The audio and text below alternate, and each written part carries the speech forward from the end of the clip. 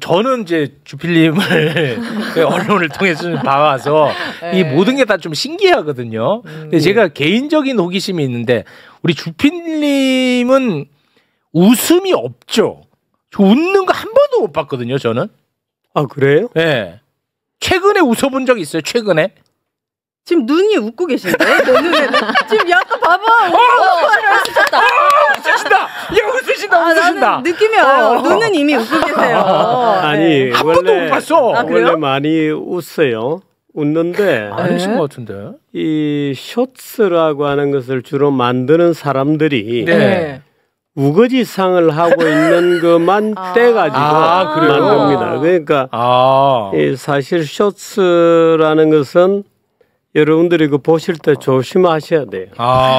사람의 이미지를 아주 왜곡시키고 그래요? 자기가 만들고 싶은 대로 만들어요. 맞아요. 그래서 쇼츠가 실제 사실과 다르다. 벗어나 있을 경우가 대부분이죠. 그렇습니까? 그러면 자연스럽게 잘 웃으신다 이거죠? 그럼요. 지금 잘 모르는 분을 모신 거예요, 우리. 나는 진짜 한 번도 못 봤어 웃는 모습을. 저는 처음 봤는데 처음 보자마자 이렇게 웃으시네. 야, 우리 할 때는 바로 웃어버리네. 환하게 봐봐 지금. 계속 웃으십니다.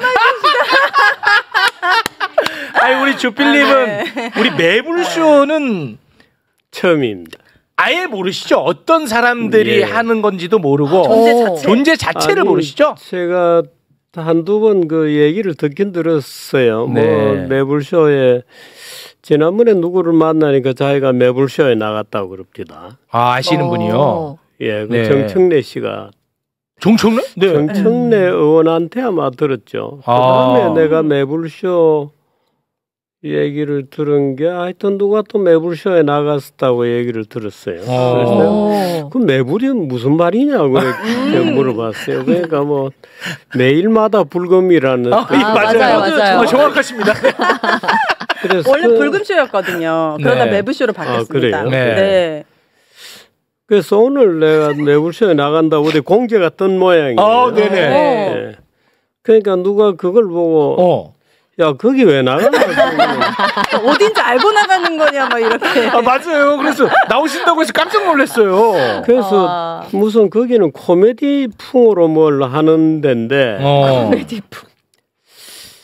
네가 거기 왜 나가? 거기서 왜 나와? 이런 거죠. 그래서 제가 그런 느낌이겠죠. 놀랐습니다.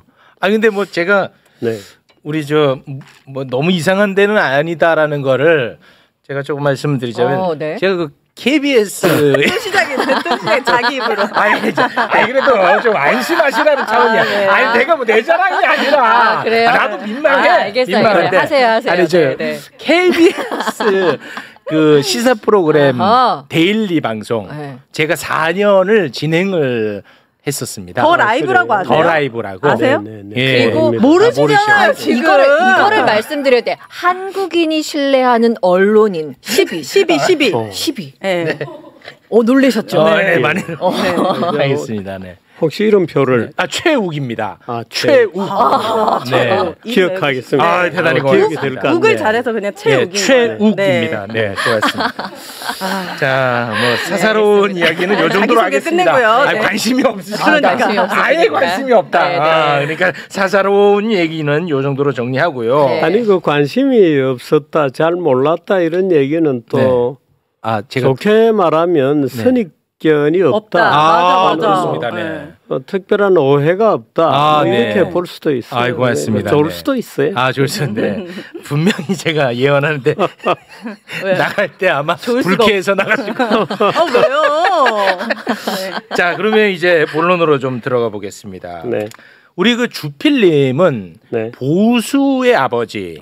아버지라 그러면 아마 보수파들이 싫어할 거예요. 그런가요? 그러니까 제 느낌입니다.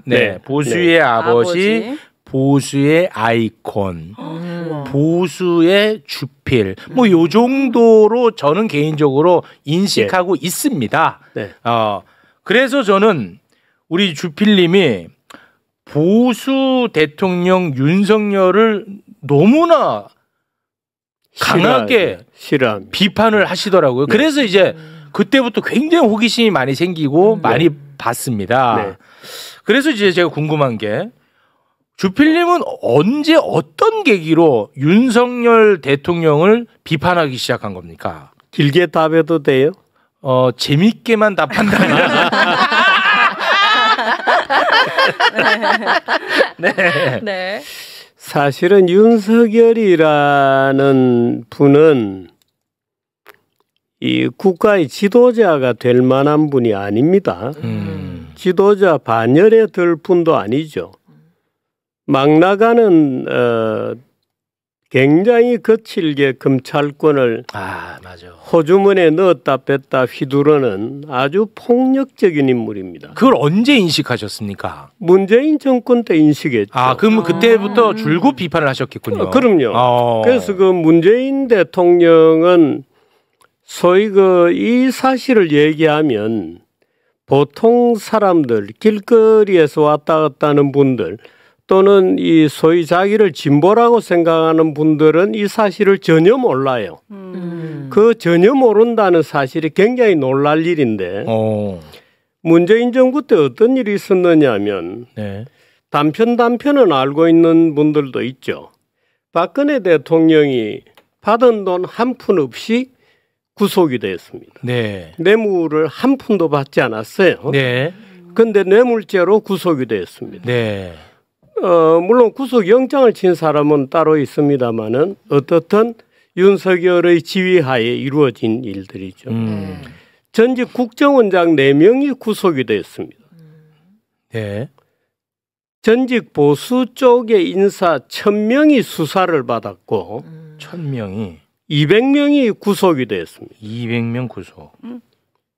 전직 대법관 14명이 구속이 되거나 재판에 회부되었죠. 이 14명 거의 대부분이 무죄가 났습니다. 14명. 그런데도 구속이 되었습니다. 여러 사람이 수사를 받다가 죽었습니다. 이런 일들을 자행한 탑의 지휘관이 말하자면 윤석열이었어요. 네. 말하자면 민주주의 사회에서 있을 수 없는 조선시대 사화 같은 일이 벌어진 겁니다. 그러니까 자기들과 정파가 다르다고 해서 수백 명을 말하자면 감옥에 집어넣고 재판에 돌리고 했던 그 장본인이 윤석열이고 그걸 지휘한 사람이 문재인 대통령이에요. 그런데 대부분 사람들이 사실 잘 몰라요. 그런데 그 말하자면 망나니 같은 역할을 한 윤석열을 보수가 스카우트를 해가지고 지도자로 삼았습니다. 이상한 일이죠. 예. 그 나로서는 도저히 받아들일 수 없기 때문에 난 받아들이지 못한다 하고 소위 보수 진영의 광기에 대해서 그럼 보수 진영이 왜 그랬을 것 같아요? 윤석열이 칼춤을 잘 치는구나. 그러니까 윤석열을 이번에는 우리가 스카우트해서 우리가 칼춤 한번 추자. 우리가 칼춤을 추자라고 하는 증오심, 분노, 적개심 여기에 사로잡혀서 윤석열을 스카우트를 한 거예요. 그거 안 돼. 말하자면 우리 정치가 지금 이런 지경으로 와 있는 거예요. 이거 안 돼. 그러니까 윤석열 대통령 되고 줄곧 한 일이 자기의 정치적인 적인 말하자면 이재명 묶어놓고 이재명을 범죄인 취급하고 이재명의 그 끊임없는 범죄의 사설을 뒤집어 씌우는 일이. 네. 한 일이 그거밖에 없잖아요. 그러니까 이런 정치가 엉망이 되는 지금의 일들이 벌어지는 거죠. 그러면 그때부터 줄곧 같은 논조로 윤석열만큼은 절대 대한민국 지도자가 돼서는 안 된다. 네, 그렇게 비판을 해왔죠. 계속해서 이제 비판을 해오셨던 거고 단 한 번도 바뀐 적이 없고. 네. 왜 보수들은 아버지 말을 안 들었어요? 그러면 그래서 그거 여쭤보려고. 자, 그러면은 우리 보수의 아이콘, 보수의 주필, 우리 선생님은 그런 일관된 목소리로 계속 비판을 해왔는데 보수는 이제 완전히 갈아탔단 말이에요. 네. 윤석열을 아주 나쁜 검사였다고 비판을 하다가 정말 구국의 영웅이라고 칭송을 하게 됩니다. 네. 그러면은 우리 주필님과는 전혀 또 생각과 논조가 바뀌게 되는 거잖아요. 달라지죠. 예. 그때 굉장히 그 고립감을 많이 느끼셨을 것도 같은데 그때는 좀 어떠셨습니까? 저는 이렇게 얘기합니다. 그러니까 말할 수 없는 욕설이 들려오고 길에서 행패를 하는 사람도 있고 보수 쪽으로부터 그렇게 되죠. 네. 그래서 말할 수 없는 이제 공격들이 들어오고 그렇습니다. 그런데 제가 제 같은 사람을 일컬어서 네. 마치 일본에 메이지 유신하기 전에 소위 일부 지사들이 소위 영주 체제에서 벗어나기 시작합니다. 말하자면 대일본 소위 국민국가를 만드는 과정에 참여하기 위해서 번으로부터 벗어나는 사람들이 생기고 그거를 탈번이라 그럽니다. 번에서 벗어났다 그래서 네. 탈번 지사 이렇게 부릅니다. 네, 너무 주제에서 벗어나지 마시고요. 네. 아니 제가 느꼈던 기분이 기분이 그랬다. 마치 그때 탈번한 네. 말하자면 자기가 속한 진영으로부터 벗어난 진영을 벗어나서 새로운 목표를 추구했던 메이지 시대의 탈번 지사들이 된 기분을 제가 느끼는 거죠. 네. 그 공격들이 들어오고 너는 왜 진영에서 벗어나냐? 왜 우리 진영을 배신 때리냐? 네. 뭐 말하자면 이런 이제 공격들이 들어오죠. 네. 그러면 우리 주필님 생각 또는 논조가 진짜 주필님이 생각하는 대로만 하시는 겁니까? 아니면 그래도 나도 사람인 이상 어떠한 이해관계에 따라서 약간의 또 조율도 있고 뭐 그렇습니까? 나는 이게 항상 궁금하더라고. 왜냐하면 사람인 이상 내 생각대로 언제나 올곧게 가기가 쉽지 않아요. 그렇죠? 그렇잖아. 네. 그 유혹이 있습니다. 우리 주필님도. 그 유혹에서 벗어나는 아주 자연적인 방법은 나이를 먹는 거예요. 그건 어떤 의미죠? 그러니까 제가 나이를 먹어서 이제 말하자면 다니던 직장에서 제가 한국경제신문에서 주필까지 올라갔는데 네. 주필이라는 자리는 굉장히 명예로운 자리예요. 네. 모든 신문 기자가 한 번쯤은 나도 달아보고 싶은 타이틀이죠. 네. 그런데 주필까지 올랐는데 마지막에 민주당에 의해서 쫓겨났습니다. 민주당에 의해서 쫓겨났어요? 그건 무슨 말인지는 다음에 듣겠습니다. 네. 네, 그 간단해요. 제가 박근혜 대통령하고 인터뷰를 했기 때문에 말하자면 세상 모두가 반박근혜 진영에 서서 박근혜를 비판하기 시작했어요. 맞아. 근데 그때 인터뷰를 했기 때문에 그렇습니다. 그것도 진영에서 벗어난 행위처럼 보이죠. 사실은 근데 기자가 대통령이 인터뷰하자는데 안 할 사람이 없죠. 기억나지 너도 그때는? 전혀. 그 박근혜 대통령 탄핵 국면에서 딱 한 곳하고 인터뷰를 했어. 그게 누구였냐? 정규재 주필님이야. 네. 그래서 그거 참 우아하다. 그래서 다들 그랬었어. 그만두게 되죠. 그 건으로 그만두신 거예요? 그만두게 되고 제가 지금 거의 그 나이가 이제는 자연 은퇴를 하기에도 지난 나이죠. 그래서 나이를 먹는다는 것은 그런 이익에 휘둘리지 않은 정도는 중립을 유지할 수 있는 태도를 가지게 되죠. 그렇습니다. 한덕수는 아닌 것 같던데. 그러니까 한덕수는 나이가 들어도 더 기회주의적으로 행동하는 것 같던데 그 말씀은 누구에게나 적용되는 건 아닌 것 같습니다. 물론입니다. 그러니까 노욕을 가지게 되는 경우들이 많죠. 나이가 들면 자기 고집이 세지고 한덕수 노욕이 생깁니다.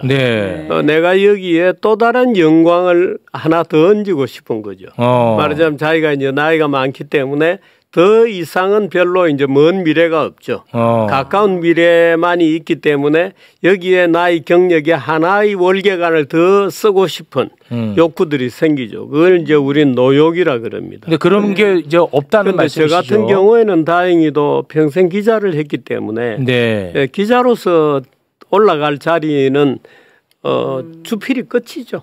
그건 아니죠. 기자 했다가 다 정치권으로 들어가가지고 또 개인적인 영달을 꿈꾸죠. 다들. 아니 제가 나이가 70이 다 돼가는데 무슨 개인적인 영달이 있겠어요. 한덕수는 70 넘었잖아요. 그럼 넘었죠. 이해관계 유혹은 있으셨다는 거죠? 근데 그거를 좀 뿌리치셨다는 말씀이신 거죠? 아니 박근혜 정부 때 그때 절 들어 예를 들어서 여러 가지 오파들이 있었죠. 예를 들어서 박근혜 정부 또 뭐 MB 정부 때도 그렇고 근데 안 여러 가셨다? 가지 오파가 있었습니다만은 유혹을 다 뿌리치죠. 좋습니다. 네. 자 그러면 네. 오늘의 이제 메인 테마 갑니다. 네, 뭐죠? 정말 상상하기도 어려운 국민의힘의 대선 후보 교체 쿠데타. 와, 저는 이거 보면서 진짜 너무 놀랬습니다. 이거는 뭐 상상을 할 수 없는 정도의 수준이었거든요. 어떻게 일이죠. 보셨습니까? 네, 얼굴을 붉히면서 봤습니다. 네. 얼굴을 붉히면서 밤늦게 벌어지는 일이 제가 12시 넘어서 잠자리에 들었는데 아침에 일어나 보니까 참 그 사이에도 무수한 일들이 벌어졌더라고요. 네, 토요일 아침에. 네, 그래서 야 이제 드디어 막장까지 가는구나. 국힘당이 드디어 자기 존재를 부정하는 정당으로서의 존재를 부정하는 우리나라 헌법에는 정당에 관한 조항이 있습니다. 네. 제8조에 정당은 민주적이어야 하고 말하자면 정당이 민주적 범죄의 조직에서 이탈하게 되면 헌법재판소는 그 정당을 해산하도록 되어 있습니다. 네. 물론 정부가 신청을 해야 되는데. 그렇습니다. 그런 조항이 8조에 있습니다. 그래서 국힘당이 드디어 저 헌법의 8조에 걸려서 해산되기를 결심을 했구나. 네, 이런 생각을 했죠. 그 국힘당은 제가 윤석열 사건이 생긴 이후로 저 정당은 망해야 된다. 저 정당은 빨리 해산이 되어야 좋은 보수 정당이 태어난다. 말하자면 저 정당은 그야말로 악화가 양화를 막고 있는 거예요. 우리나라는 법에 의해서 양대 정당 제도를 하고 있습니다. 네. 법에 의해서. 네. 그래서 이 양대 정당에 속하지 않는 사람이 정치를 하는 게 거의 불가능합니다. 네. 그래서 누구든지 정치 활동을 하려 그러면 양대 정당 중 어느 하나를 들어가야 돼요. 그렇지 않은 정당은 대개 포말 정당이 되거나 힘을 못 받습니다. 네. 근데 자, 지금 전화 옵니다. 네. 네. 거기 왜 나갔냐고 계속 전화 옵니다. 죄송합니다. 아까 이걸 끈다는 게 괜찮습니다. 괜찮습니다. 네. 눌렀군요. 예. 거기 왜 나갔냐고 계속 전화 옵니다. 네. 자, 양당 정치. 네. 그렇습니다. 네, 계속 전화 옵니다. 야, 양당 정치. 그래서 이 양당 정치, 양당 중에 어느 한 개 정당에 들지 않으면 안 되게 돼 있습니다. 네네네. 그런데 바로 그렇기 때문에 이 국민의힘당이 자리를 차지하고 있는 동안은 어떤 보수 정당도 그 자리에 끼어들 수가 없습니다. 국힘당과 민주당이 그런 정당 제도를 법적으로 만들어 놨어요. 말하자면 그런 양당이 그런 그 양분하는 하나는 전라도를 중심으로 한 서쪽에서 하나는 대구 경북을 중심으로 한 동쪽에서 양대 정당이 지역을 갈라먹고 그 지역을 독점하는 사실상 5대5의 균형 상태를 유지하려고 양당이 그런 정치 제도를 꼼수로 만들어 놓은 겁니다. 그 제도를 타고 국힘당이 마음대로 타락하고 있는 거죠. 맞아. 그러니까 누가 우리에게 도전을 못 해온다 하는 그 법적인 안정장치 때문에 저렇게 타락하면서도 거기 왜 갔냐고 계속 전화옵니다. 그래 진정으로 아니야. 야 그만해. 야 처음 뵙는 분인데 너무 그렇게 요구하지 마.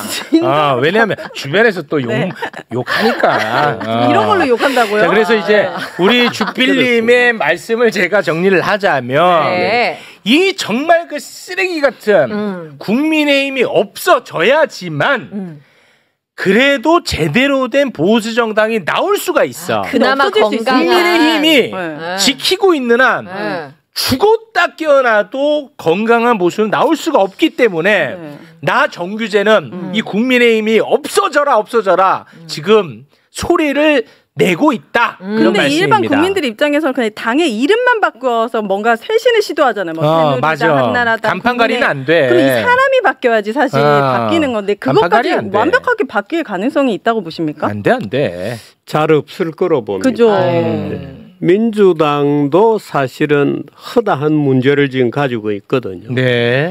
근데 그것도 잘 개혁되기가 어려울 겁니다. 지금 이제 이 정치적 어떤 공백 상태를 노리고 조국당이 지금 나와 있습니다만은 네. 조국당이 민주당을 대체해서 건강한 민주당으로 될 가능성을 저는 굉장히 낮게 봅니다. 네. 어떻든 그런 포말이 다시 꺼지면서 민주당의 말하자면 독점 체제가 다시 강화되는 어떤 계기가 있을 거라고 봅니다만은 네. 사실은 민주당도 굉장히 뭐 국힘당 못지않은 문제를 내부적으로 가지고 있죠. 그런데 아직까지 민주당은 다행히도 그런 유혹에서 어느 정도 컨트롤이 되고 이 국힘당 같은 이 권력적 개입에 대해서 비교적 자유롭습니다. 네. 민주당은 그런 점들이 민주당을 지금 지켜주고 있죠. 네. 그리고 이 이재명 대표가 들어오면서 더군다나 이제 국힘당이 저렇게 내부적으로 사실상 무너지면서 중도 쪽으로 계속해서 이제 입지를 넓히고 나오고 있기 때문에 예. 네. 그런 점에서는 굉장히 우리나라 정당사에서 굉장히 지금 주목받는 어떤 시기다 이렇게 네. 저는 봅니다. 알겠습니다. 네. 근데 제가 또 굉장히 궁금한 것 중에 하나가 네. 윤석열을 비판하고 네. 국민의힘을 비판하는 것은 네. 상식이 있는 사람이라면 진영을 가리지 않고 너무나 저는 자연스럽다고 보는 입장입니다. 네. 그런데 나와 진영이 정반대인 다른 정당, 다시 말해 민주당의 후보 이재명 후보에 대해서 호의적으로 감정을 드러내는 것은 저는 몹시 어려운 일이라고 개인적으로 생각하거든요. 그런데 최근에 보면은 이재명 후보에 대해서 굉장히 뭔가 좀 호감을 드러내는 듯한 발언도 많이 하시고 이재명 후보의 영상을 보면서 뭔가 좀 눈물을 글썽이는 그 장면이 또 굉장히 화제가 되지 않았습니까? 네. 그래서 요거는 나는 또 다른 문제라고 보거든. 네. 그래서 그 장면을 잠깐 좀 저희가 잠깐 좀 보고 와서 이야기를 좀 들어보겠습니다. 함께 보시죠. 과일 가게에서 버린 과일들을 냉장고도 없고 놔두면 썩으니까 밤에 아버지가 주워서 가져오면 우리 식구들이 밤에 다 모여서 한꺼번에 배가 터지게 먹어 치웠습니다. 내일 아침에 썩어서 못 먹으니까요. 제가 하는 모든 일은 우리의 삶, 우리 서민들의 삶과 이재명의 참혹한 삶이 투영되어 있습니다. 앞으로도 여러분을 위해서 세상을 위해서 최선을 다하겠습니다. 여러분 고맙습니다. 이재명 후보의 그 눈물 바다의 연설을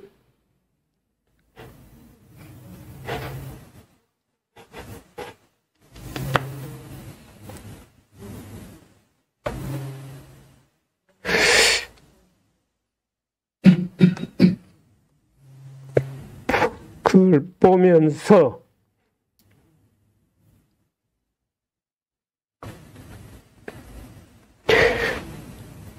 우리가 살아가는 삶의 방식,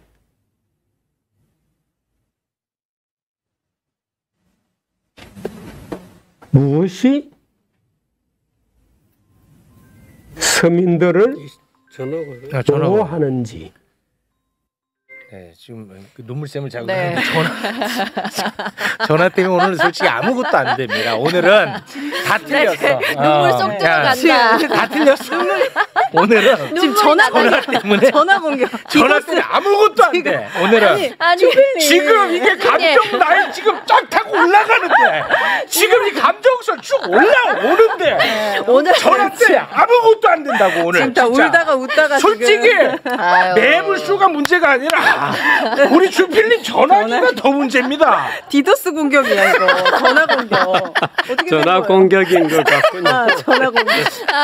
너무. 근데 사실 그 이재명 대표가 이제 76년도에 이제 가족들하고 같이 그 비가 와서 진눈개비가 날리는 길을 질퍽거리면서 걸어서 신발이 빠지면서 상대원동으로 이사를 왔노라고 하는 저게 10월 1976년입니다.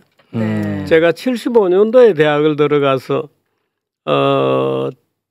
76년에는 군대 생활했습니다만은 75년도에 소위 서울에 그 난장이가 쏘아올린 작은 공의 그런 시절인데 이제 서울이 군대화되는 과정에서 수많은 이제 전쟁 이후로 6.25 전쟁 이후로 살아왔던 판자촌들이 쭉 정비가 되기 시작했어요. 그 물론 서울시로서는 당연히 해야 되는 작업입니다만은 문제는 거기에서 이제 대량의 소위 이주민들이 생기죠. 철거민들이. 그렇지. 그런 사람들이 상계동하고 지금 성남에 이재명 대표가 이사를 갔다는 바로 그 상대원동 같은 데로 흩어져서 이주가 되었죠. 그런데 제가 이제 75년 제가 참 그 슬픈 얘기라고 느낀 것은 75년도에 상계동에 야학 교사를 했습니다. 그 학생 때. 선생님이요? 예, 대학생 때. 성남에서요? 아니, 상계동에서. 근데 그때는 상계동만 하더라도 굉장히 멀었어요. 논밭을 한참 지나야 되고 지금은 상계동이 시내로 쭉 연결이 되어 있습니다만은 그때는 논밭을 지나서 한참을 버스 타고 가고 이랬거든요. 그러니까 그 시절도 막 생각나셨구나. 리마인드가 되는 거죠. 그래서 그때 그 친했던 아이들도 생각이 나고 그래서 이재명 대표 근데 저 얘기를 누구라도 보면 그 시절에 대한 동정 공감이 되죠. 만일에 저걸 보고 동정 공감이 안 된다 그러면 그건 참 그야말로 쇠로 만든 인간이죠. 아니 근데 보면은 그 보수 정권에 제가 진짜 소름이 돋는 게 어떨 때냐면 어떤 국가적 재난으로 희생을 당한 유족들에 대해서 공감하지 않는 모습에 저는 굉장히 그 좀 고통을 많이 느낍니다, 개인적으로. 이번에도 마찬가지였습니다. 그 윤석열, 김건희, 이태원 참사 유족들을 단 한 번도 만나지 않았거든요. 그리고 그분들의 공감하는 분위기를 조성해 주지도 않아요. 와, 이거 저 어떻게 봐야 될지 이거 참 어렵습니다. 지금 이 윤석열 대통령이 용산 사건에 대해서 제대로 수사를 하지 않고 뭉개려고 하는 태도를 보인 것은 대단히 부적절하죠. 저도 여러 번에 걸쳐서 비판했습니다마는 하나 동시에 문제가 되는 것은 우리 사회는 어떤 종류의 사건 사고도 필연적인 무슨 음모의 기획이라든지 그거를 정치적 사건으로 계속 만들어 가려고 하는 충동이 있습니다. 그러니까 그런 것들이 과잉이 되기 때문에 보수 중에 또는 진보라고 하더라도 야 이건 좀 심하다 이런 이제 정서를 느끼게 되죠. 그러니까 우리가 충분히 슬퍼하거나 이런 것도 말하자면 곧장 정치적 문제로 바뀌어 나가요. 그러니까 이제 보수가 느끼는 야 이거는 좀 심하다고 느끼는 것 중에 하나가 예를 들어서 너무 오랫동안 뭐 몇 번을 조사를 했는데 또 어떤 종류의 음모론에 대해서 또 문제를 삼아서 서너 번씩 조사위원회를 법률적으로 만들어서 많은 돈을 들여서 또 한다든가.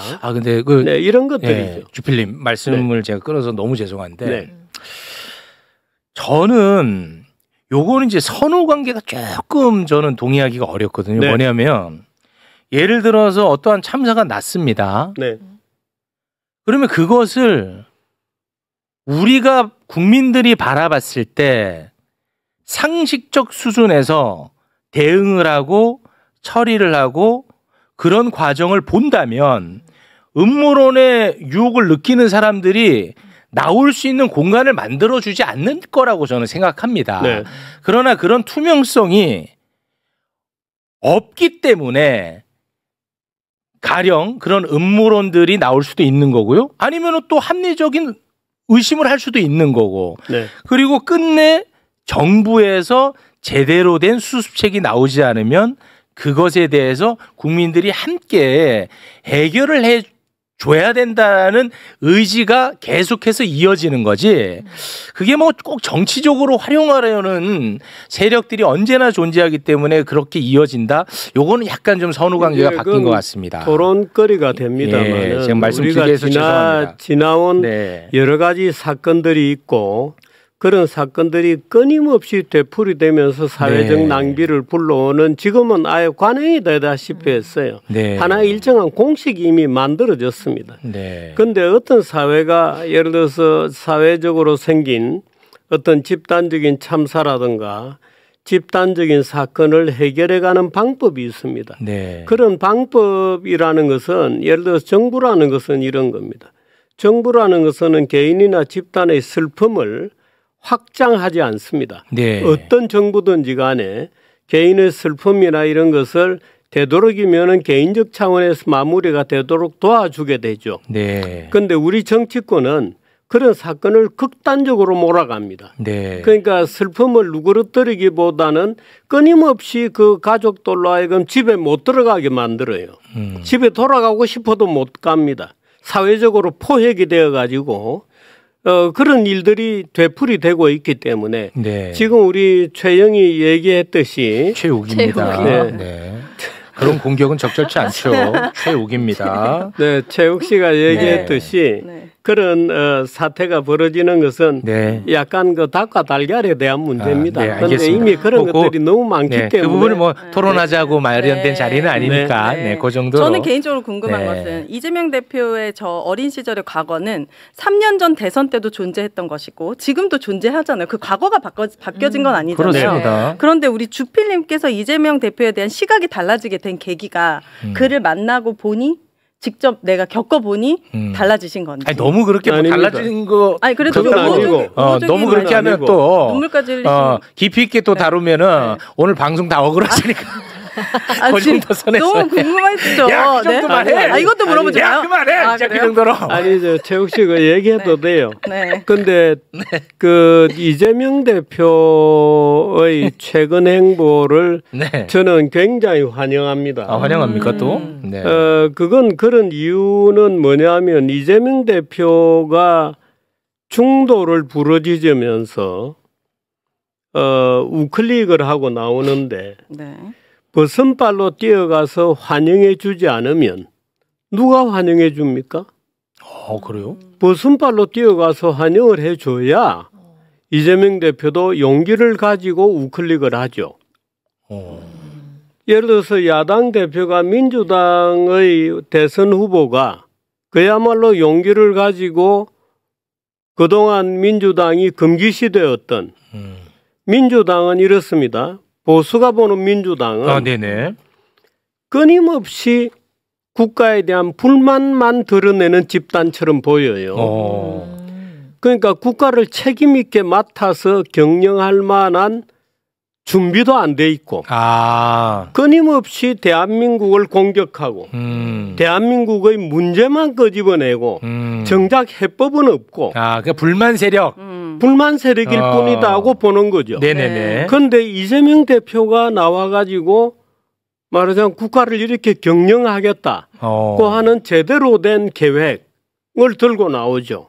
그러니까 그동안에 이재명 대표는 기본소득이다 뭐다 나눠 먹자는 주장을 계속 해왔거든요. 그런데 나눠 먹자는 주장을 버리고 이렇게 AI도 해보겠다. 또 이렇게 뭐 기본소득 같은 건 뒤로 좀 돌리겠다. 우리가 뭔가 먹고 사는 방법론을 토론해보자. 그걸 환영 안 할 이유가 없죠. 환영을 해줘야 그 토론이 되고 민주당도 이제는 책임 있는 정당으로 변화할 거 아니에요. 그걸 환영해 주는 거죠. 우리 선생님은 그냥 그러면 대한민국이 잘 되는 정치 그럼요. 이게 기준이네요. 그게 저의 기준이죠. 저는 진영 없습니다. 이미 탈번했기 때문에. 아니 그게 뭐 생각은 또 구체적으로 들어가면 다를 수는 있지만 나의 기준은 대한민국이 잘 되는 게 기준이다. 그러면 그런 차원에서 지금 이재명이 잘 움직이고 있는 것 같다. 박영성이 아니 제가 좀 전에 이재명 대표가 우는 모습을 네. 저도 따라서 이 눈물이 났잖아요. 네, 근데 핸드폰 때문에. 근데 아유. 그건 이렇습니다. 예를 들어서 이렇습니다. 보수는 이재명 대표의 그 말하자면 폭발적으로 울고 있는 그날 아마 이재명 대표가 운 눈물을 다 합치면 아마 1리터는 넘을 거예요. 무지하게 울거든요. 근데 그 모습을 보면 보수는 우선 안 보려고 하고 둘째 보면 어떤 기분을 느끼느냐면 야 큰일 났다. 왜요?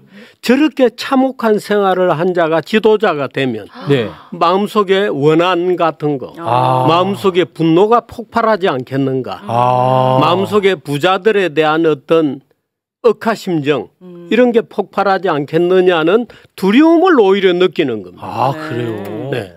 그런데 지금 우리 세우 씨 같은 분들은 보면 또 누가 동정 공감을 안 하겠냐고 얘기를 하잖아요. 저도 그렇게 얘기합니다. 근데 많은 보수가 느끼는 거는 야 큰일 났다. 좀 평범한 어린 시절을 보낸 사람이 없나. 그렇게 느끼는 거죠. 야 어린 시절이 저렇게 참혹하면 뭔가 가슴 속에 맺힌 거 이런 거 가지고 정책이 제대로 되겠나. 분노심. 이런 거 가지고 부자 빈자를 또 갈라치게 하고 이렇게 나오지 않겠느냐고 공포심을 느끼죠. 그런데 제가 이재명 대표를 요즘 열심히 말하자면 대중들에게 많이 소개도 해주고 또 중간지대 또 보수들에게 소개를 해주는 이유는 이재명 대표가 그거를 극복하려고 굉장한 노력을 해왔고 또 투쟁을 해왔고 드디어 달라진 모습을 보여주고 있죠. 제가 환영하지 않을 이유가 없죠. 그래요. 그런 것이죠. 저는 그 손발로 쫓아나가서 환영해줘야. 아니, 보수의 시각을 말씀해 주시는 게 나는 오늘 가장 뜻깊은 시간인 것 같아요. 네. 개인적으로는 그렇게 느낍니다. 지금. 네. 외람된 질문일 수도 있지만 외람되면 이게 참 골치 아픈데 하나의 걱정거리 약간 외람되면 하지 마세요. 아니 뭔가 정규재 주필님을 떠올렸을 때 제발. 제가 이건 꼭 물어보고 싶다라고 하는 게 제발 있었어요. 뭔데? 네.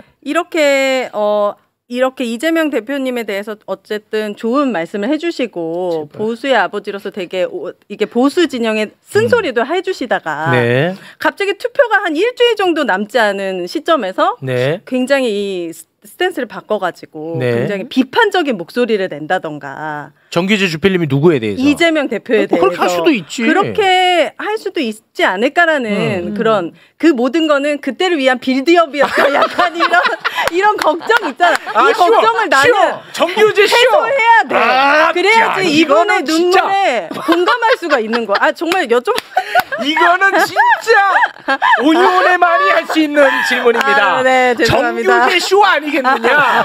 이게 투표 3일 놔두고 내가 보니까 이재명은 안 될 사람입니다. 마지막에 그러면 투표 직전에 자 내가 솔직히 좋게 봤는데 알고 봤더니 이거 진짜 이재명 나쁜 놈이더라.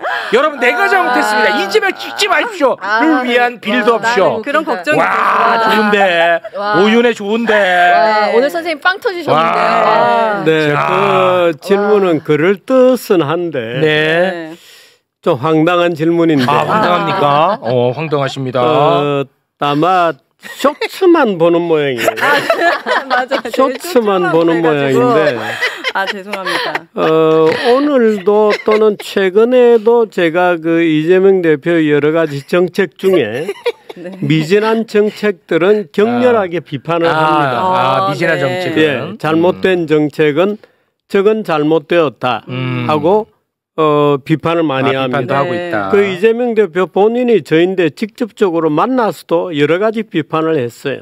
말하자면 김구를 인용한 부분이라든가 기억나실지 모르겠습니다만은 왜 이렇게 부드럽게 이렇게 가디건 풍의 옷을 입고 출마 선언을 하셨잖아요. 그 니트. 네, 거기서 얘기를 하실 때 김구 얘기도 하고 이랬습니다만은 제가 그 잘못한 거다라고 본인이 앞에 있어도 좀 비판을 면전에다 대고 비판했습니다. 그 잘못된 거다. 네. 또 예를 들어서 얼마 전에 정부 조직 개편에 대해서 얘기한 거 있습니다. 네. 그런 것도 기재부 관련이요? 네, 뭐 기재부도 있고 검찰도 있고 쭉 이제 정부 조직 개편 얘기를 했습니다. 기재부를 분할해서 대통령 직속으로 예를 들어서 예산 관련된 부처를 분리해내겠다는 네네. 것은 발상은 저는 동의합니다마는 그렇게 되면 국무총리 제도가 우습게 되죠. 이제 그런 여러 가지 문제들도 네네. 비판을 하고 민주당이 아직도 이 대한민국의 성취를 부정하고 그저 문제만 지적하고 하는 불만 세력에 불과한 스탠스다. 저거는 잘못된 거다. 성숙하지 못했다. 하고 맹렬히 비판하죠. 그런데 그런 얘기들은 쇼츠를 안 만들죠. 그러니까 제 질문에는 yes or no로 대답해 주세요. 그런데 오히려 그 쇼츠를 만드는 친구들이 네. 예를 들어서 자기들의 로직에 맞는 것만 이렇게 오려가지고 아니 뭐 그렇긴 하겠죠. 왜곡된 이미지를 만드는 거죠. 아니 뭐 그렇긴 네. 하죠. 불변하진 그렇습니다. 않으실 거죠? 아니 지금도 그 질문이 네. 성립하지 않는다는 거야. 지금도 이재명 후보를 하고 비판할 건 한다. 그러니까 그 네. 질문이 성립하지 않는다라는 말씀이야. 네, 네. 네. 지금도 비판을 열심히 하고 알겠습니다. 네, 알겠습니다. 기본적으로 일단 두 분은 대화가 안 됩니다. 네, 그래서 제가 중재를 하고 있습니다. 감사합니다. 네, 네. 고맙습니다. 네. 자, 그러면은 그 김문수 후보가 국민의힘 후보가 됐습니다. 네. 김문수 후보는 대한민국 대통령이 될 자격은 좀 있긴 합니까? 없습니다. 왜 없죠? 야 그만해 여기까지만 해. 아, 그래요? 쇼츠로 여기까지만 살려. 없습니다. 그런데 이 첫째, 첫째. 네.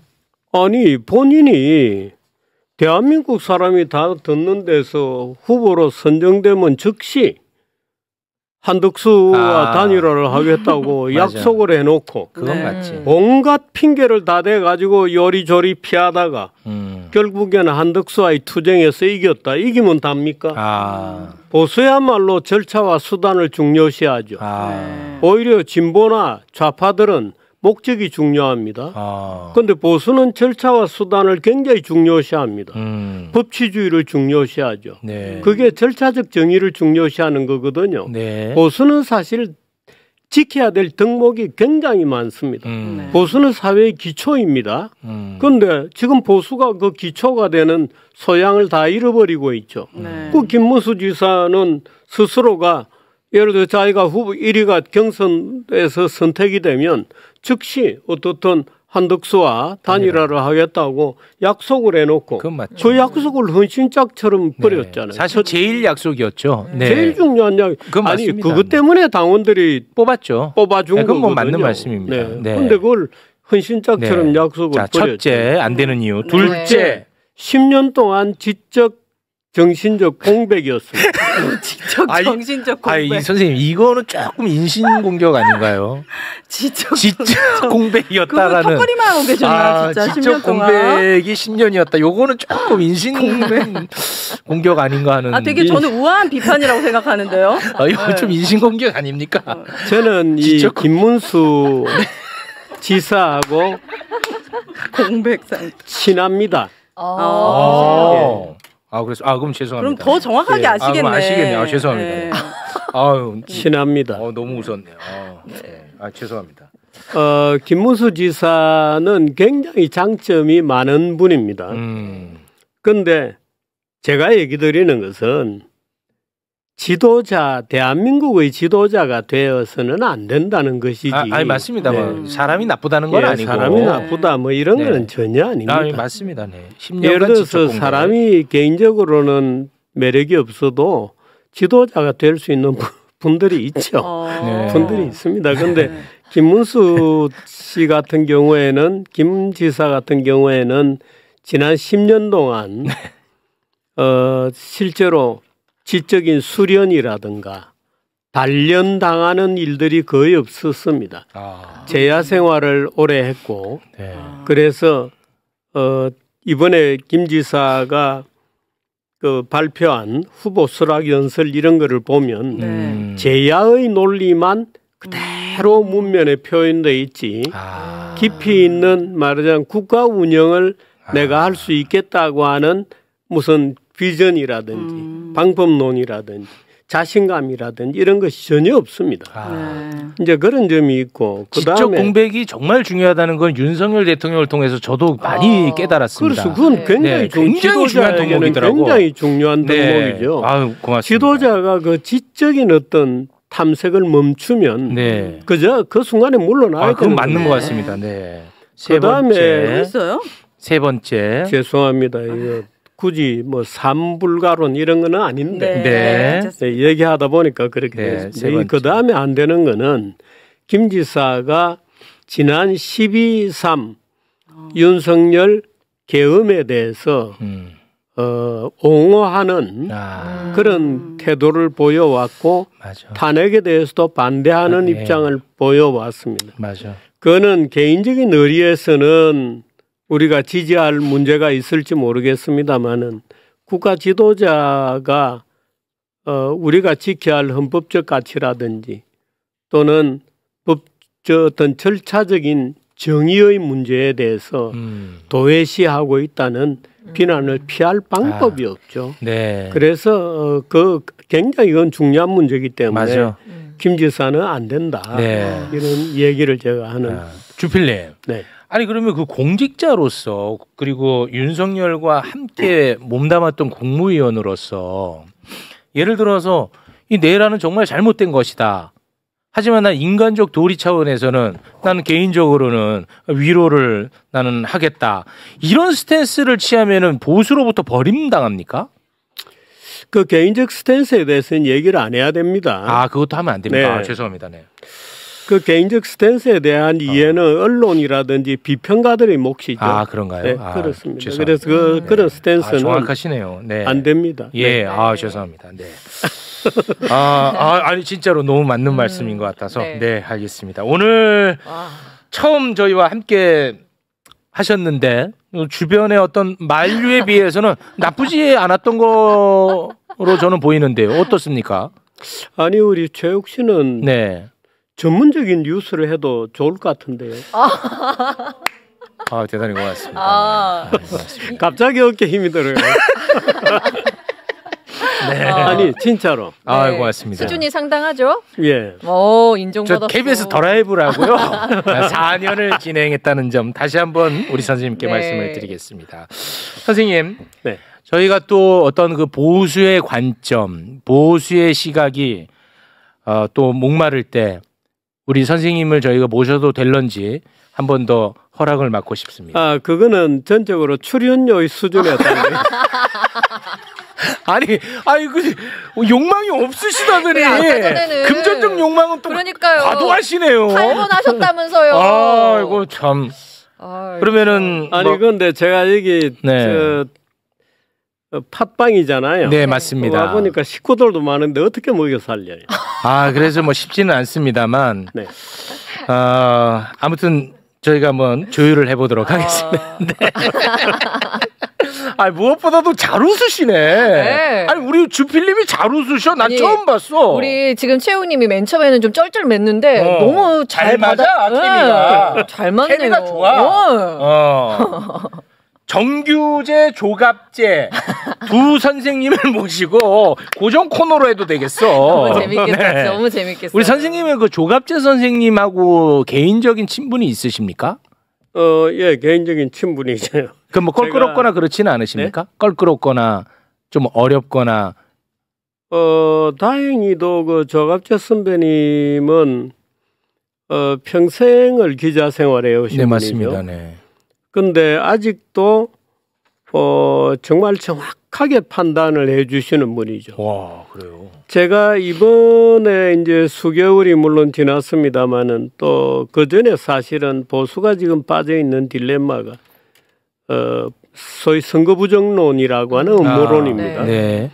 그런데 제가 이제 부정선거와 싸울 때부터 그 조갑재 선배가 저를 응원을 해주셨고 윤석열 대통령에 대해서는 조금 견해가 달랐던 것 같은데 최근에 제가 그 이재명 대표하고 윤석열을 비교해서 쓴 누가 악마인가 하는 글이 있었어요.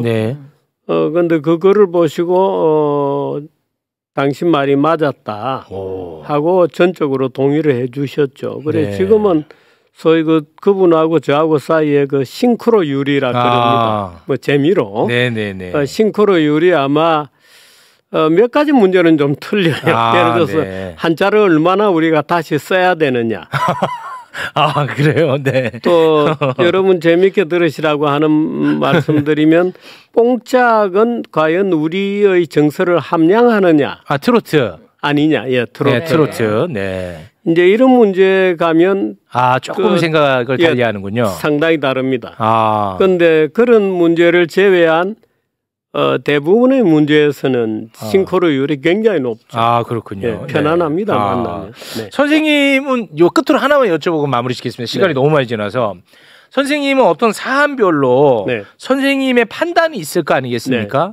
근데 내 판단이 언제나 옳지는 않을 수 있잖아요. 그럴 때 혹시 선생님의 판단을 확인받는 무언가가 있습니까? 저는 그게 굉장히 어렵거든요. 방송할 때마다. 어렵죠. 저도 뭐 생각과 판단이 있을 거 아니겠습니까? 근데 내 생각이 언제나 옳다는 확신이 없잖아요. 그럴 때마다 내 생각을 무엇으로부터 내가 판단을 받을까 하는 이게 엄청난 큰 숙제인데 선생님은 그런 게 뭐가 있는지 궁금합니다. 저는 이런 얘기하면은 아이고 그거 너무 정해진 답이 아니냐 이렇게 할 수도 있는데 저 같은 경우에는 그 하이에크라든가 하이에크라는 경제학자 있습니다. 그분이 사회 철학을 하시는 그런 분이 계셨군요. 하이에크라는 분이 있는데 그 하이에크의 책을 처음부터 다시 읽습니다. 몇 시간 걸리더라도 다시 읽어봅니다. 말하자면 제가 판단할 때 정말 힘들거나 판단 자체가 힘들거나 아니면 어떤 예를 들어서 뭐 이번처럼 탈번하는데 말하자면 이 무상 공격이 들어오거나 예상되거나 할 때는 괴롭잖아요. 그렇죠. 그러니까 이제 그때는 조용히 집에 가서 하이에크 책을 보고 또 그리스 민주주의에 관한 몇 가지 중요한 서적들이 있습니다. 그걸 보면 대한민국하고 똑같죠. 그리스가 망할 때의 풍경이. 그래서 그런 책을 다시 보면서 결의를 다지죠. 그러시군요. 네. 확실히 그 나랑은 다른 지식인이네. 그래요? 저는 지금 인류의 대화를 보고 있는 것 같아요. 야야야, 나는 빼라야. 알겠습니다. 네. 자, 우리 댓글에서 말이죠. 우리 주피님에게 섭섭지 않게 출연료를 챙겨드려라는 의견이 지금 압도적으로 많이 올라오고 있어서 상당히 부담을 안으면서 마무리를 지어야 될 것 같다는 생각입니다. 여러분들이 뭡니까 그 슈퍼챗을 많이 올려주시면 매불쇼에다가요? 매불쇼 슈퍼챗은 전액 사회 기부합니다. 그렇습니까? 그래서 지난 한 해 그럼 뭘 가지고 제게 저희는 광고 수익으로. 그래서 요거는 말씀을 꼭 드리고 싶은데요. 지난 한 해 슈퍼챗 수익 1억 원, 1억 원이 얼마나 큰 돈인지 혹시 아실란가 모르겠습니다만 물론이죠. 1억 원을 저희가 기부를 했습니다. 전액 사회 기부였습니다. 그리고 그 기부처마저도 우리가 선정하지 않고 투표를 통해서 선정을 합니다. 이 얼마나 아름다운 공간입니까? 매불쇼 대단하죠? 여러분들 제가 짜고 물어본 거 아닙니다. 그런 공간입니다. 이곳이. 그런데 기회는 찬스다 하면서 이렇게 또 알겠습니다. 정규재 주필님과는 여기서 인사를 두 분 케미 너무 좋아요. 하겠습니다. 귀한 시간 내주신 정규재 주필님과는 여기서 인사 나누겠습니다. 대단히 고맙습니다. 감사합니다. 고맙습니다. 고맙습니다.